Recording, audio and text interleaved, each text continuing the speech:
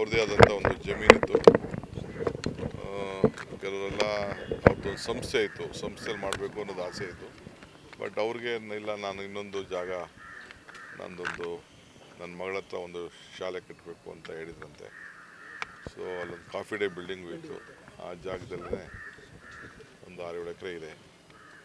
ಅಲ್ಲೇ ಅದನ್ನು ಮಾಡೋಂಥ ಒಂದು ತೀರ್ಮಾನ ಮಾಡಿ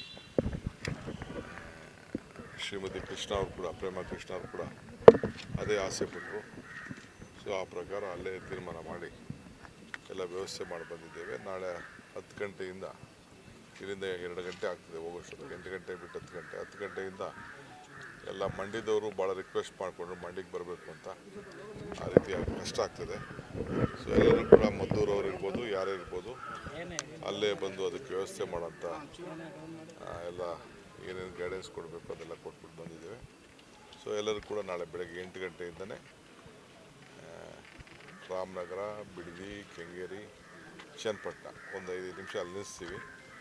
ಆ ತಾಲೂಕು ದರ್ಶನ ಮಾಡ್ಕೊಳ್ಳೋಕೆ ಒಂದು ಅವಕಾಶ ಮಾಡಿಕೊಡ್ತೀವಿ. ನಾಳೆ ರಜೆ ಅನೌನ್ಸ್ ಮಾಡಿರೋದ್ರಿಂದ ಸರ್ ಎಲ್ಲ ಶಾಸಕರು ಬರ್ತಿದ್ದಾರೆ ವಾಪಸ್? ಇಲ್ಲ, ಈಗೆಲ್ಲ ಬರ್ತಾ ಇದ್ದಾರೆ.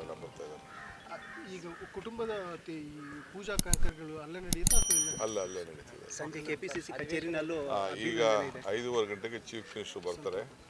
ಬಂದ ಮೇಲೆ ಪಕ್ಷದಿಂದ ಅವ್ರಿಗೆ, ಪಕ್ಷದ ಅಧ್ಯಕ್ಷರು ಆಗಿದ್ದರು, ರಾಜ್ಯದ ಕಾಂಗ್ರೆಸ್ ಮುಖ್ಯಮಂತ್ರಿ ಆಗಿದ್ದರು, ಆ ರೀತಿ ಏನು ಗೌರವನ ಸಲ್ಲಿಸಬೇಕು ಆ ಕೆಲಸವನ್ನು 5:15 ಗಂಟೆ ನಂತರ ಅಲ್ಲಿ ಭಾರತ್ ಜೋಡೋ ಭವನ್ ಅವರೇ ಅದನ್ನು, ಆ ಜಾಗನ ಮಂಜೂರು ಮಾಡಿಕೊಟ್ಟಿದ್ರು ಅವ್ರು ಮುಖ್ಯಮಂತ್ರಿ ಆಗಿದ್ದಾಗ. ಅಲ್ಲೇ ಅವರ ಅಂತಿಮ ನಮನ ಸಲ್ಲಿಸುವಂಥ ಕೆಲಸವನ್ನು ಮಾಡ್ತಾರೆ.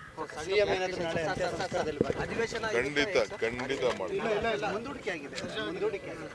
ಇವತ್ತಿಲ್ಲ, ನಾಳೆ.